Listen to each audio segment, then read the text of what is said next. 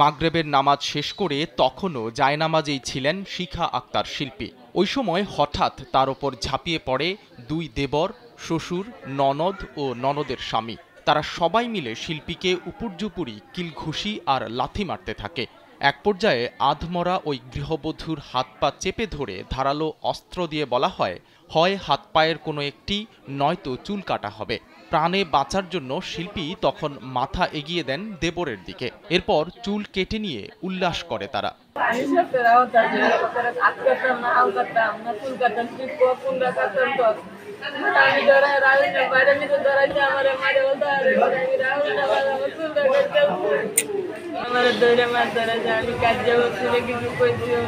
সোমবার সন্ধ্যায় নেত্রকোনার কলমাকান্দা উপজেলার পোগলা ইউনিয়নের কুতিগাঁও গ্রামে এই ন্যাক্কারজনক ঘটনা ঘটে। অভিযুক্তরা হলেন ননদ রেশমা, ননদের স্বামী নয়ন, দেবর কাজল ও সজল এবং শ্বশুর জালাল মিয়া। ঘটনার পরদিন নির্যাতিত গৃহবধূ শিল্পীর স্বামী ফজলুল হক কলমাকান্দা থানায় মামলা দায়ের করেছেন। এমন ঘটনায় আত্মীয় স্বজন ও স্থানীয়রা ক্ষুব্ধ।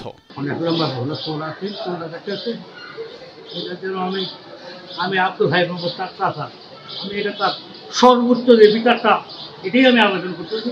সে নামাজরত অবস্থায় সে সবজি করতেছে, এই মুহূর্তে তার দরজায় টোকা দিচ্ছে কয়েকজন লোকে। তারপর দরজা খুলে দেখে যে দেখার সাথে তারা হাত পা ধরে 3-4 জন মানে ইচ্ছা মতো মারপিট করছে। মারপিট করার পরে শেষ মুহূর্তে তার যে লম্বা কোমর নিচ পর্যন্ত চুল ছিল, লম্বা চুলগুলো কেটে মানে নিয়ে গেছে। 3 জন আইতে বাসা আয়ার পরে রাম ধরলে যে মেয়েরা মানুষ না ভয় ভয়ে গেছে করে রামদাতে গাও আইতে যুগাল দুটো চেয়ার টুয়া যা তুমি সন্ধ্যে যুগাল সব দিয়ে আর মাইরিয়া নাচ করে হালাইছে নয়ন আর ওই যে জালাল সাজল কাজল তারা তাই খাওয়া।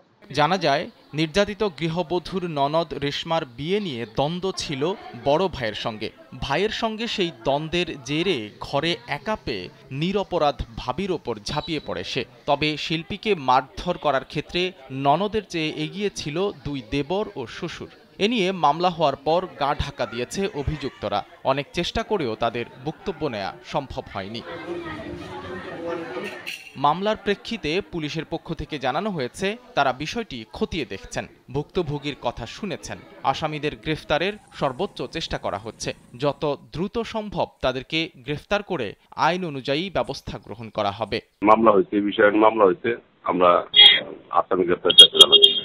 ভুক্তভোগী গৃহবধূ শিল্পী কলমাকান্দা উপজেলা স্বাস্থ্য কমপ্লেক্সে চিকিৎসাধীন। শরীরের বিভিন্ন জায়গায় জখম থাকায় সেরে উঠতে বেশ কয়েকদিন সময় লাগবে বলে জানিয়েছেন চিকিৎসকরা। সাইদ রহমান, কালবেলা।